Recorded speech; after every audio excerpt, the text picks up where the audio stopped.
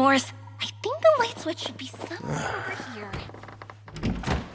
Why did I have to get roped into this? What was that?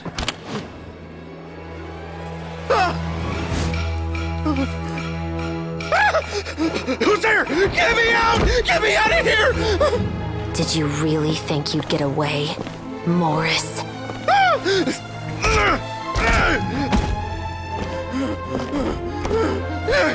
You've got the wrong guy! It wasn't me! I'm not the killer! You know, Eliza died a far more heroic death than this. She fought your assassin to the end, to save the children she had hidden beneath the floorboards.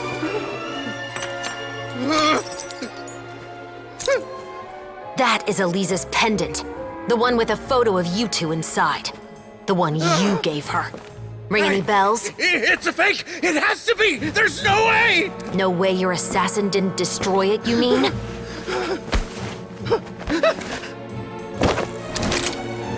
Did you ever love her, Morris? Or was killing her always the plan? No, please. Listen to me. I told Eliza to keep us a secret. I paid her plenty for her silence. I never thought she'd keep the child. Everything was gonna come out, and I had no choice. She forced my hand. No! I'm begging you. I have money.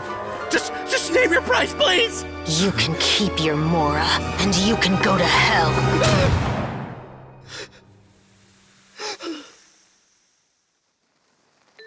I'm Captain Shavraz of the Special Patrol. Morris, you're under arrest for Eliza's murder.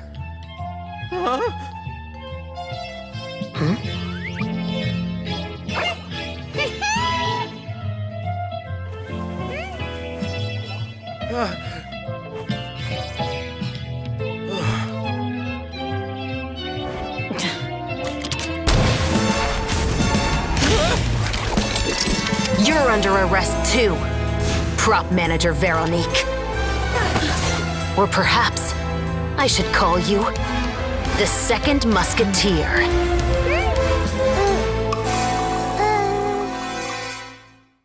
Wait, what's going on? This wasn't in the script. Drop the gun, Veronique. Why?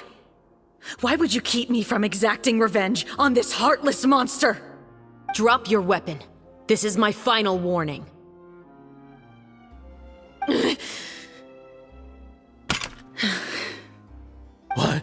What is going on?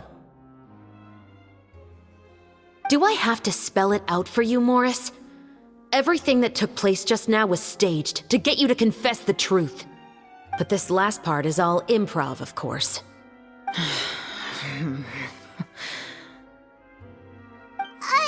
Shavraz, you told us you wanted us to help you stage a play. You never said anything about the Second Musketeer. It's because even I had no way to confirm my theory until now. Thank you for your performance, Yoimiya. Could I trouble you to go and bring in the other Special Patrol members? They should be on standby just outside. Oh, and please tell the other cast members not to worry about us. We'll be rejoining them shortly. On it.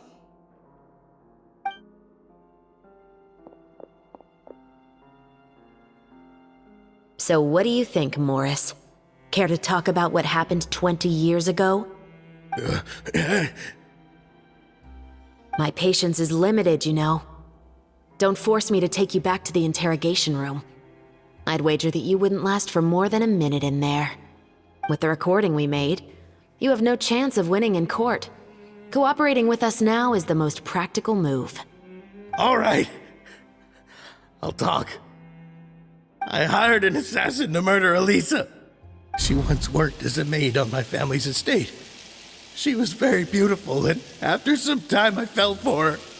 We kept our relationship a secret and carried out an affair for some time, but it wasn't long before she became pregnant. And if my parents ever found out, they would have stripped me of my inheritance and status, driven me out of my home. I also didn't expect Eliza to insist on bringing the pregnancy to term. She even asked me to leave my family and travel far, far away with her. She believed that you were truly in love with her. I didn't have a choice. I gave her a large sum of Mora, told her to leave the family and to get rid of the baby. But then years later, she sent me a letter that there were photos of 2 children, and she even asked if I could find some time to visit them. Huh? 2 children? Paimon thought Baptiste was the only... you mean... Even if she had the children against your will, you could have just ignored the letter entirely. Why kill her? I had just gotten engaged to be married to an heiress from another wealthy family. So if anyone were to find out about Elisa, my life would be completely ruined. I didn't have a choice. No. You always had a choice. You just made the wrong choice. Again. Do you know how it feels to watch your mother be killed right in front of you? My brother and I were hardly even school age yet. We were hidden beneath the floorboards, grasping each other's hands like a lifeline. We were so terrified that we didn't even know we could ever take a breath. All we could do was to watch Mother try to fight back, and then collapse to the floor. Even after the assassin left, we were still too terrified to leave our hiding spot. We thought that he might come back. It was only until the next evening when we finally climbed out and gathered around our mother. But she had already become cold and stiff to the touch. You made up your mind right then and there to bring this case to light. Not only that, we resolved to get our revenge. And that's why you became the Musketeers. No, that's why I became a musketeer. The man from before was also killed by me. My brother had nothing to do with it. I figured as much. You did? I once told these 2 that he didn't look like a killer to me. His confession from that night also rubbed me the wrong way. I think what really tipped me off was, how could I not feel a sense of regret in him? Huh? He confessed faster than any criminal I've ever met, but he didn't say a single word about you. He insisted that he was the sole perpetrator in the case. But after the questioning ended, I disassembled the musket we dug up from his backyard, put it in front of him, and told him to reassemble it. Want to guess how far he got? He had no idea where to even start. He's never touched a gun in his life. Based on that, I determined that he was not acting alone. He only surrendered himself to draw our attention and create a moment of opportunity for his partner. So, I decided to play along. And as expected, the second musketeer followed us without hesitation once she saw Morris get separated from the rest of the cast. Besides, why else would he call the novel The Two Musketeers? But how did you know it was Veronique? I figured it out the moment Baptiste told me his father's name. That so-called financial crisis was all just a ruse.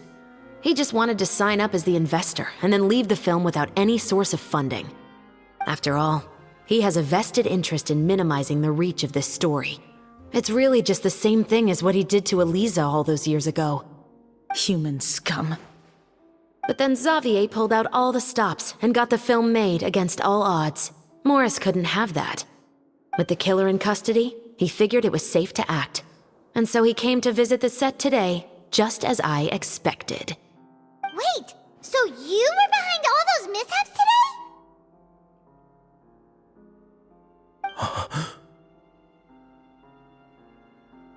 As for the identity of the second musketeer, I assumed they'd probably stay close to Morris and look for an opening. And if they already knew that Morris was the film's investor, then that narrowed the list of potential suspects as well. Furthermore, being the props manager would allow the culprit to avoid scrutiny by purchasing mechanical parts in the name of the crew. With that hypothesis in mind, I went back to check Baptiste's orphanage adoption records. Guess whose name I saw on the same page, just a few lines from his. My brother. He trusted you. As in, he trusted me to perform the deed on his behalf? He trusted you to stand on the side of justice. I am. I thought you could do it as well. Oh, the look on your face when you told him to go to hell. I really thought you'd put a bullet in his brain. You know what he has done. Are you telling me that you'd rather see him spend the rest of his life living like a king in the fortress of Meropide? I will never be able to forget the feeling of my mother's cold, lifeless hands. And you would call this ending fair? Is this what you call justice? I won't lie, Veronique. I did hesitate when your brother first told me about the truth. I wondered. I agonized over whether I should really put a bullet in his head. So why don't you? Because that should never be how justice is carried out in this world. Perhaps, to you, justice is simply reciprocated. An eye for an eye, and a life for a life. But everyone has their own understanding of justice. If everyone were to pursue their own definition of it, there would be no more order in this world. Today, you'll kill Morris, and tomorrow, his children may come for you. The world cannot render judgments based on a desire for revenge. That will only lead to a cycle of revenge, as well as the destruction of order and civilized society. Fontaine is founded on a set of laws and a standardized code of justice. That is why we are the nation of justice. But with all that said, I will promise you this. Morris will not lead a cushy life in the fortress of Meropide. Chevreuse, the rest of the Special Patrol is here. Thank you so much, Yoimiya. Letelier, Terena, please take them away.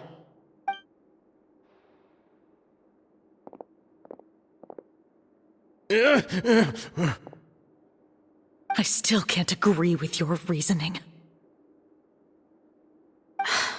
I know. Justice has not been delivered. At least, not today.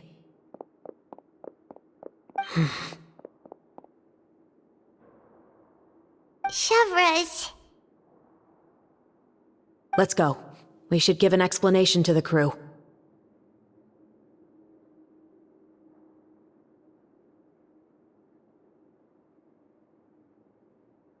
Thank you for your concern. I'm fine. I'm just thinking about the things in life that have driven people to take justice into their own hands.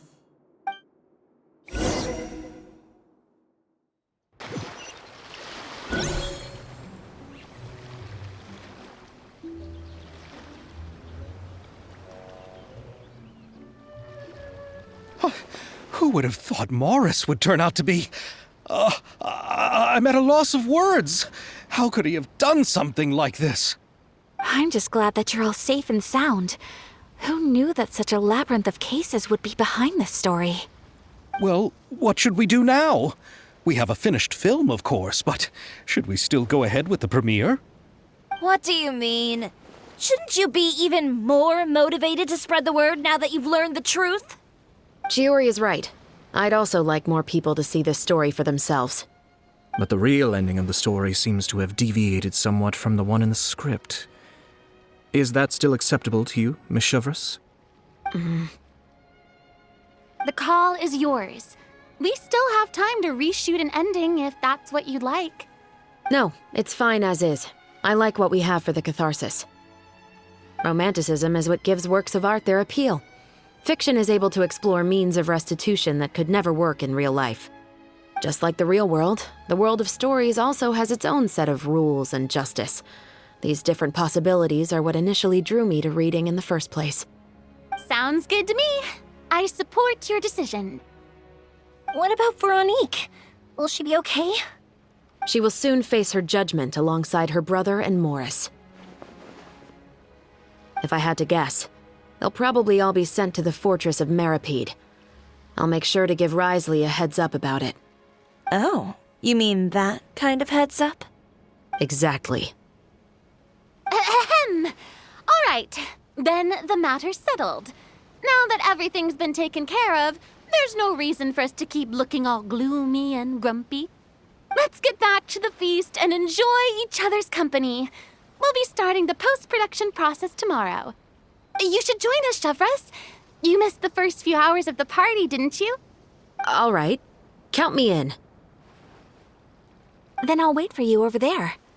There's still some good news that I'd like to share with Chevres.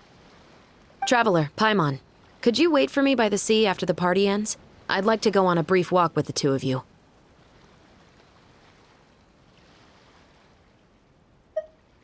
Thank you very much.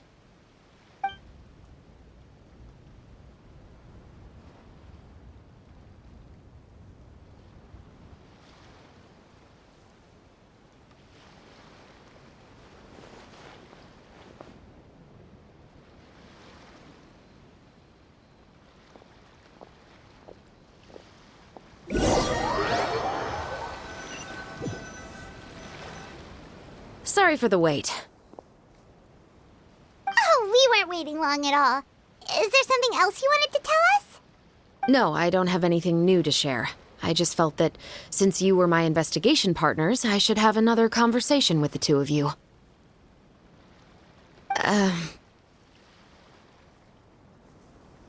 Traveler, how would you have responded to Baptiste's request if you were in my shoes?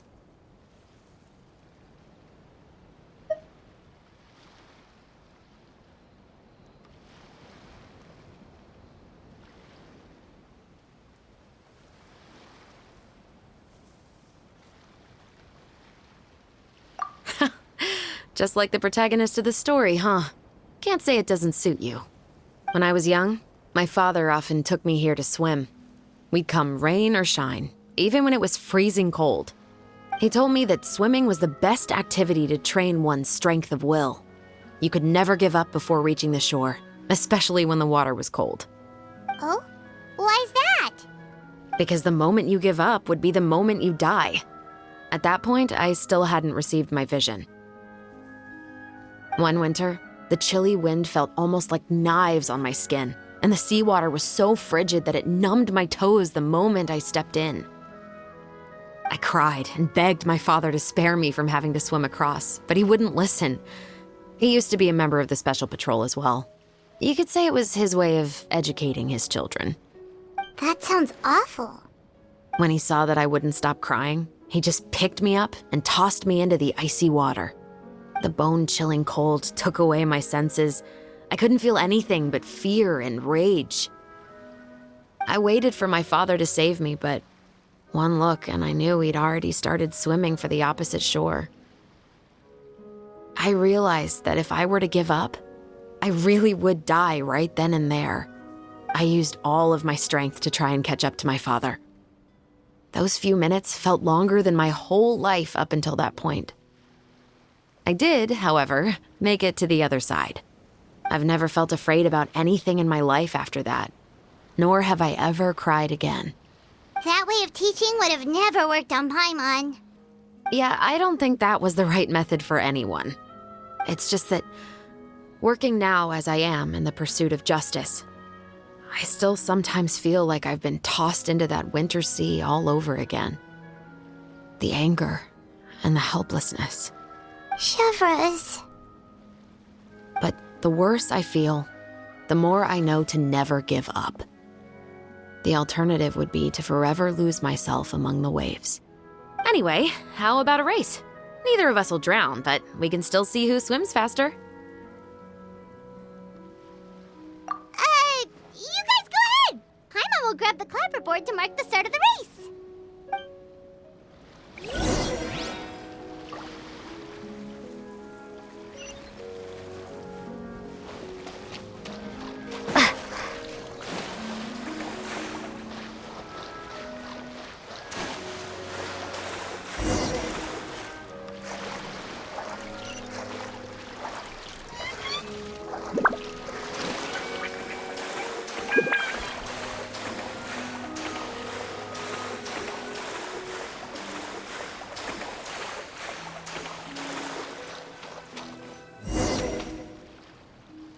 Oh, that felt good. You were so fast in the water, Chevres! You were swimming even faster than Paimon could fly! Special Patrol. Did you join because of your dad? Partly, but I'd say I was more inspired by the heroes I read about in stories growing up. Oh, so it's due to your love of stories. Of course, it was only after I joined the Special Patrol that I learned that truth is often stranger than fiction. Come on, let's walk a bit more.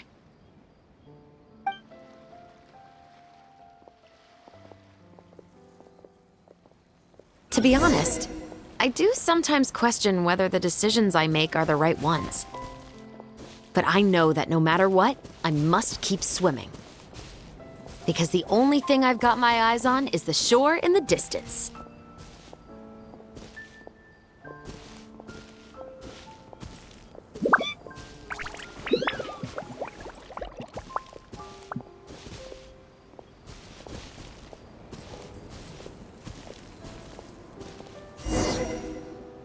Thank you for coming on this walk with me. I feel a lot better after getting all that off my chest.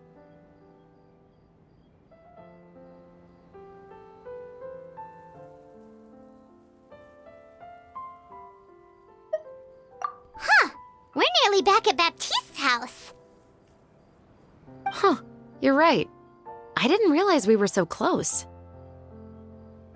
He really did plant a lot of flowers. It's just like how he described it in the story. Huh? Wait. Paimon, Traveler, look! The rainbow roses in the garden. They're in full bloom now.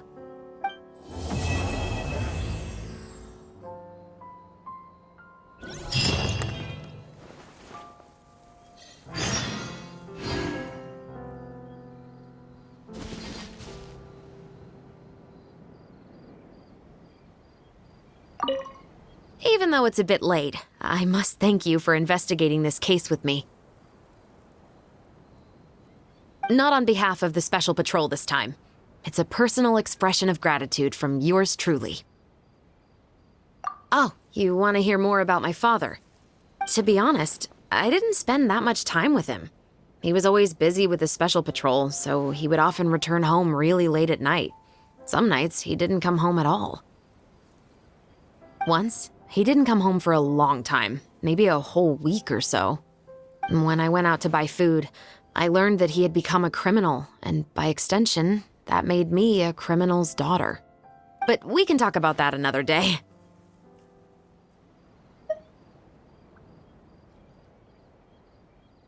I actually have a lot of sympathy for Veronique and Baptiste. I can understand the hatred they feel for their father. But that doesn't mean I'll allow them to walk the path of evil, even if it might lead to another sense of justice.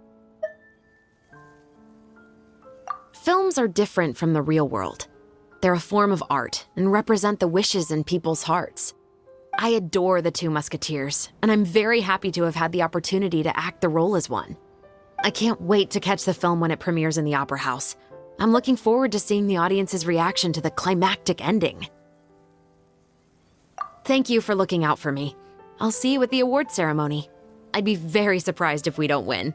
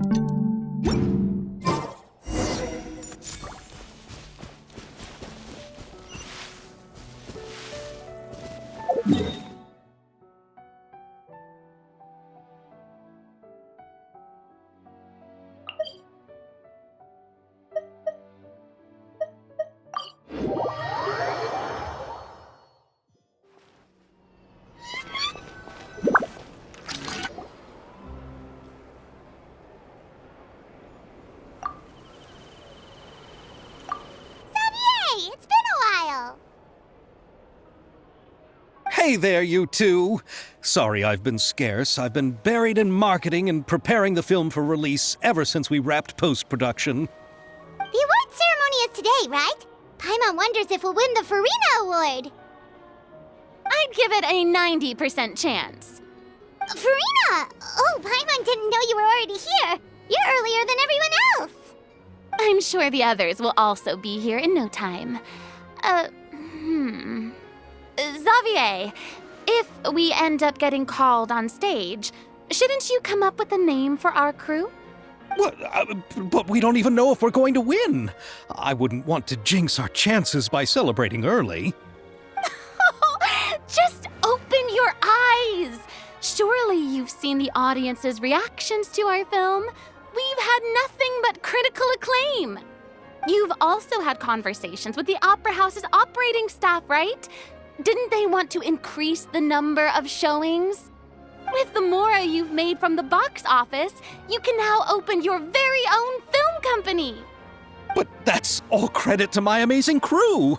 You've all helped to make this a reality, so I can't be the only one asked to come up with a name. Well, give it some thought. I'm sure the crew will respect your choice. All right, but before that, Traveler and Paimon, could I trouble you to quickly pay a visit to the Fortress of Meripede? Huh? But shouldn't we stay for the award ceremony? I wanted to ask you two to invite Shavraz to join us at the ceremony. She's one of the lead roles, after all. I haven't been able to find her recently, so I haven't had the chance to invite her personally. According to the papers, the culprits of the Musket murder case will be personally escorted today by the captain of the Special Patrol to the Fortress of Meripede. Oh, Paimon gets it now. Yep, just wait here, Xavier, and maybe try to come up with a few snappy-sounding names. All right, then I'll leave you to it.